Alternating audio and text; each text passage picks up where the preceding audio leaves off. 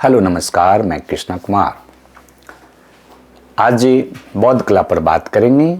इस 9 वर्ष में आप टारगेट कीजिए, यूपीएससी पास कीजिए, अच्छे अंक से पास कीजिए। मेरी तरफ से आप सभी को बधाई। बौद्ध कला भारतीय संस्कृति का एक प्रमुख एलिमेंट है। अगर भारतीय संस्कृति में बौद्ध कला के तत्वों को निकाल दें तो आप देखेंगे कि भारतीय संस्कृति में बहुत सारे तत्व दिखाई नहीं देंगे। बौद्ध धर्म एवं संस्कृति ने भारतीय कला को व्यापक तौर पर प्रभावित किया है।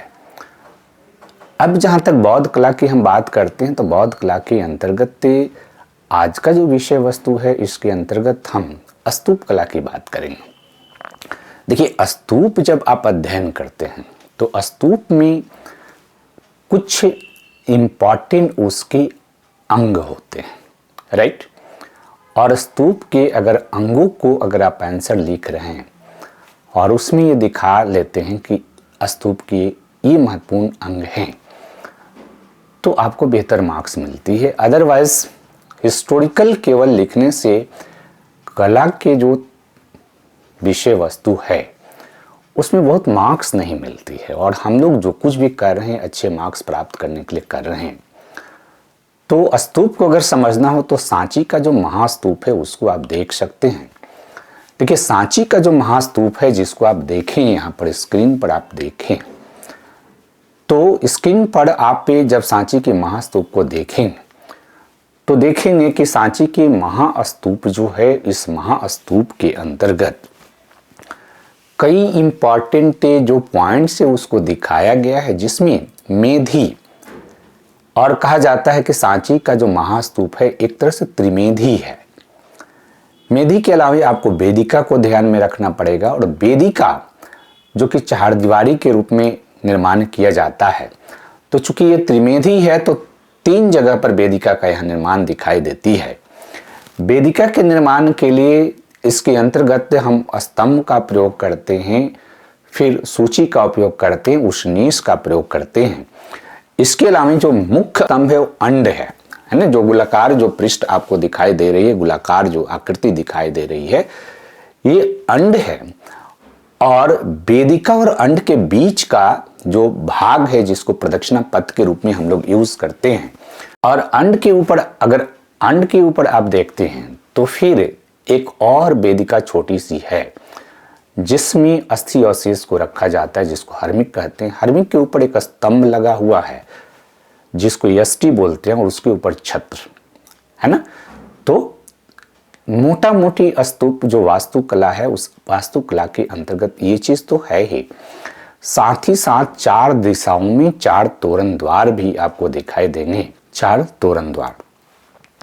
तो जहां तक सांची के स्तूप का सवाल है ना, जब सांची के स्तूप को आप पढ़ते हैं तो सांची के स्तूप का जहां तक सवाल है तो उसमें हम देखते हैं कि सबसे पहले इसका जो सांची का स्तूप है वो 40 मीटर जो व्यास है उसकी, उसमें बना हुआ है। यानी इससे आकृति जो दिखाई देती है, जो अंड है उसके निचला जो पार्ट है जहाँ से अंड की शुरुआत होती है, वो लगभग 40 मीटर उसका व्यास है और 16.5 मीटर इसकी ऊंचाई है। ये 2 चीज़ तो आप ध्यान में रखेंगे। इसके अलावा जब हमने कहा कि मेधी, मेधी का मतलब प्लेटफॉर्म, मेधी का मतलब कुर्सी, तो जो गोलाकार भाग है वो कुर्सी या वो प्लेटफॉर्म पर बना हुआ है, जिसको चबूतरा भी, गोलाकार चबूतरा भी आप कह सकते हैं। अब वहाँ चढ़ने के लिए जो सीढ़ियाँ बनी होती है उसको सोपान बोलते हैं। और ये चारों तरफ से जो घिरा हुआ है जिसको मैंने कहा वेदिका, तो देखिए वेदिका के निर्माण में जो पत्थर उपयोग किए जा रहे हैं वो 3 तरह के पत्थर यहाँ पर उपयोग किए गए हैं। एक तो वेदिका में देखेंगे कि वर्टिकल पत्थर, जो लंबा पत्थर है उसका यूज़ किया जाता है और उसके शीर्ष पर लगाए जाएंगे जो कि हॉरिजॉन्टल होंगे, और उन पत्थरों के बीच में 3 छोटे छोटे पत्थर लगाए जाएंगे जिनको सूची कहते हैं। और ऊपर वाला जो पत्थर जो मैंने कहा कि हॉरिजॉन्टल है वो थोड़ा सा गोलाकार होगा, जिसको उष्णीश कहते हैं। जो गोलाकार भाग है वो अंड है, और अंड और वेदिका के बीच प्रदक्षिणा पथ है। चूंकि सांची का महास्तूप है वो त्रिमेधी स्तूप है, त्रिमेधी स्तूप का मतलब है कि एक तो जमीन के पास आप देखते हैं कि मेधी यानी चबूतरा या कुर्सी जो है या उसका प्लेटफॉर्म है, और उसके बीच वेदिका है, और फिर बीच के भाग में भी आप देखिए कि मेधी का निर्माण किया गया, वेदिका वहाँ भी दिखाई देगा। और ऊपर में जो हमने कहा कि हर्मिक जो है वहाँ भी छोटा छोटा घेरावट आपको दिखाई देगा जो कि वेदिका है। तो प्रदक्षिणा पथ का इस्तेमाल जो है स्तूप को चारों तरफ से उसकी परिक्रमा करने के लिए किया जाता था। आमतौर पर कुछ लोगों को ये कन्फ्यूजन होता है कि अस्थि और शेष जो है वो कहाँ पर रखा जाता है। तो हर्मिक में रखा जाता है, और हर्मिक के ऊपर एक पत्थर लगा के और फिर उसके ऊपर छत्र का निर्माण किया गया है। ये तो इन जनरल सांची के स्तूप में आपको दिखाई देगा। लेकिन सांची का स्तूप का एक महत्वपूर्ण पार्ट क्या है? उसका तोरण द्वार।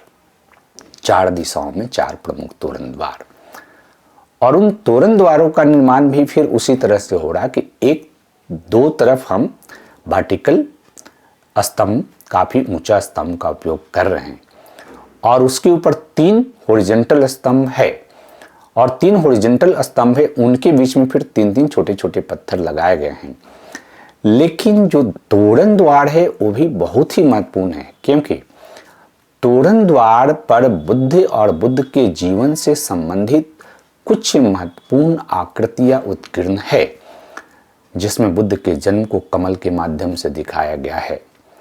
महाभिनिष्क्रमण जब बुद्ध जो है अपने गृह का त्याग करते हैं तो जीर्ण कसा हुआ खाली घोड़ा दिखाई देता है। संबोधि पीपल के वृक्ष के माध्यम से उसको रिप्रेजेंट किया गया है, और धर्मचक्र प्रवर्तन को चक्र के माध्यम से दिखाया गया है, और महापरिनिर्वाण को फिर छोटे स्तूप चित्रों के रूप में बना हुआ उसके माध्यम से दिखाया गया है।